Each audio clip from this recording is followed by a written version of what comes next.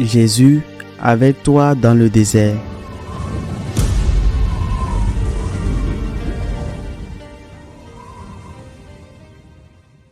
En ce temps-là, de nouveau des Juifs prirent des pierres pour lapider Jésus. Celui-ci reprit la parole. J'ai multiplié sous vos yeux les œuvres bonnes qui viennent du Père. Pour laquelle de ces œuvres voulez-vous me lapider?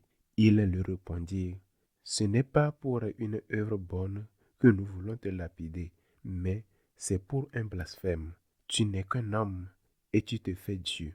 Jésus leur répliqua, n'est-il pas écrit dans votre loi? J'ai dit, vous êtes des dieux.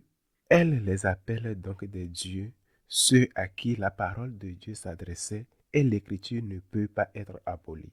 Or, celui que le Père a consacré et envoyé dans le monde, vous le dites, tu blasphèmes, parce que j'ai dit, je suis le Fils de Dieu.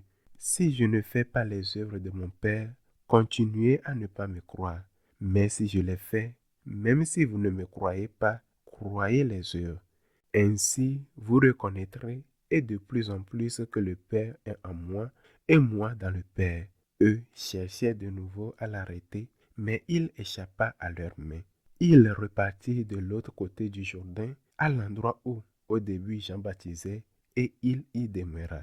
Beaucoup vinrent à lui en lui déclarant, Jean n'a pas accompli de signe, mais tout ce que Jean a dit de celui-ci était vrai. Et là, beaucoup crurent en lui. Acclamons la parole de Dieu.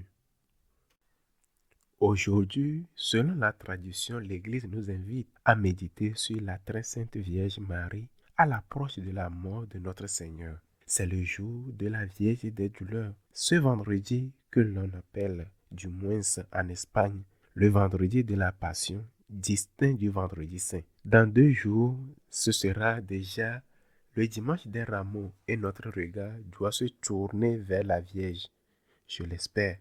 Selon la tradition, Jésus lui-même avertit sa mère qu'il avait besoin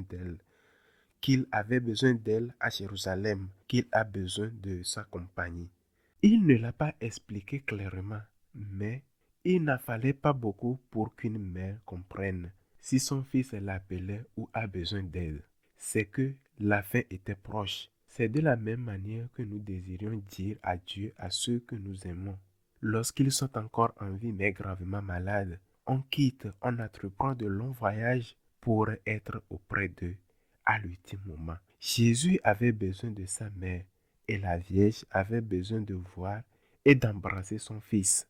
Il restait environ une semaine avant le vendredi saint, c'est-à-dire le temps nécessaire pour un voyage depuis la Galilée. La très sainte Vierge se trouvait probablement chez une famille, une amie, peut-être en Cana. Elle reçut le message, ton fils t'appelle, il a besoin de toi, et elle se mit en route. Elle n'a pas hésité. Elle n'était pas très âgée, sans doute autour de 50 ans, mais déjà à l'époque, c'était déjà un âge avancé. Elle entreprit le voyage avec l'angoisse au cœur, avec la peur, mais aussi avec une foi et une espérance qui ne l'ait jamais quittée. Elle a peur et angoissée pour son fils, non pour elle-même. Une douleur anticipée semblable à celle que nous éprouvons lorsque l'on nous dit qu'un être cher souffre. Nous souffrons avec lui, nous partageons sa peine, même si ce n'est pas notre propre chair qui est atteinte par la maladie, l'insulte ou la calomnie. Et pourtant, nous accourons auprès de lui. Nous y allons même en sachant que notre présence nous fera souffrir nous aussi. Nous y allons pour lui montrer qu'il n'est pas seul. Nous y allons pour prendre sur nous une part de sa douleur et lui offrir un peu de consolation. Ce geste si profondément humain, c'est celui qu'accomplit la très sainte Vierge Marie. Quelle mère n'aurait pas fait ce qu'elle a fait? Ce que font tant de mères, tant de pères, tant d'enfants dans le silence, loin des médias, mais avec un amour intense pour leur famille. Je voudrais commencer cette méditation par la lecture d'un très beau poème d'un écrivain de la génération de 1927 en Espagne. Cette génération a donné des noms célèbres comme Alberti, Gracia Lorca ou Damaso Alfonso. Mais Celui-ci précisément parce qu'il était profondément religieux et reste plus discret. Je veux parler de Geraldo Diego. Voici ses vers. Donne-moi ta mère Marie, celle au voile violet. Enfonce cette épée en cet après-midi stérile. Je vais aller avec toi dans cette impie. Tarde noire et jaune. Sur ma joue maladroite, je veux voir si ce reflet, cette pâleur d'argent, cette larme qui brille. Où est-il ce midi lumineux où Gabriel du seuil te salua? Je te salue Marie. Vierge déjà dans l'agonie, c'est ton fils qui passe là. Laisse-moi auprès de toi faire ce chemin auguste jusqu'au mont du Calvaire. Donne-moi rendez-vous à Gethsemane. À toi, douce jeune fille, aujourd'hui, maîtresse des douleurs, refuge des pécheurs, nid où l'âme repose. À toi, j'offre, rose pure, des étapes de ce chemin. À toi, mère, à qui je voulais tenir ma humble promesse. À toi, princesse céleste, Vierge Sainte Marie. Aujourd'hui est le jour où nous méditons sur les 7 épées, les 7 douleurs qui nous ont transpercé le cœur de la Vierge. C'est le jour où nous voulons être à ses côtés, lui dire combien nous l'aimons et lui rappeler que lorsqu'elle se tenait au pied de la croix, elle n'était pas seule. Comme ces gens qui la soutenaient, comme Marie-Madeleine et les autres femmes, nous étions là nous aussi. Elle nous représentait tous. Elle nous portait tous en cet après-midi du calvaire. Mais nous voulons aussi lui demander pardon. L'évangile d'aujourd'hui raconte qu'on voulut lapider Jésus. Ces pierres qui ne furent pas lancées alors, c'est nous qui les lui lançons chaque fois que nous péchons.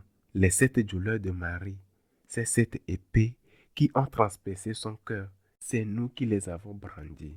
Chaque vice est une épée. Pour certains, ce sera celle de l'impurité. Pour d'autres, celle de l'ambition, de l'avarice ou du ressentiment. Chacun de nous, lapide Jésus et la Vierge, se place devant son Fils pour le protéger. Les pierres que nous jetons au Christ par nos péchés blessent Marie. La lance qui a transpercé le côté du Christ, ce n'est pas seulement un soldat qui l'a poussé. Ce sont nos péchés qui l'ont enfoncé. Et cette lance qui a percé le cœur du Christ transperce aussi le cœur de Marie. C'est pourquoi lorsque nous prions avec Geraldo Diego, laisse-moi faire avec toi ce chemin auguste jusqu'au calvaire. Donne-moi rendez-vous à Gethsemane. Nous devons parcourir ce chemin avec la Vierge, mais en nous repentant de nos péchés. L'amour envers Marie, l'amour envers Jésus doit s'unir à un ferme propos de conversion. Nous devons reconnaître que l'épée de douleur n'a pas été brandie seulement par les pharisiens, les prêtres, les soldats ou Judas. Nous aussi, nous l'avons tenue et cela doit nous faire souffrir. Il faut une vraie douleur de cœur, une contribution sincère, non seulement par crainte de l'enfer, mais parce que nous avons fait souffrir la Vierge et Jésus. Lui a guéri nos blessures, il a porté nos péchés. Et là, au pied de la croix, la Vierge est présente, associée à cette œuvre de rédemption qui est celle du Christ seul, mais à laquelle elle coopère. Si ses blessures à lui nous guérissent, celles d'elle aussi nous guérissent. Aujourd'hui, en ce vendredi de la Passion, vendredi des douleurs, nous contemplons la Vierge se mettant en route vers Jérusalem, la gorge serrée, l'âme bouleversée parce qu'elle comprend pourquoi son fils l'appelle. Aujourd'hui, nous lui disons que nous voulons la rejoindre non seulement du jardin des Oliviers jusqu'au calvaire, mais depuis Cana jusqu'à la croix. Nous voulons l'accompagner et lui demander pardon, car nos péchés ont enfoncé les épées dans son cœur immaculé. Nous lui disons, pardonne-nous, intercède auprès de ton Fils pour qu'il nous pardonne. Nous avons pris la ferme résolution de ne plus te faire souffrir, Sainte Vierge Marie. Qu'il soit ainsi.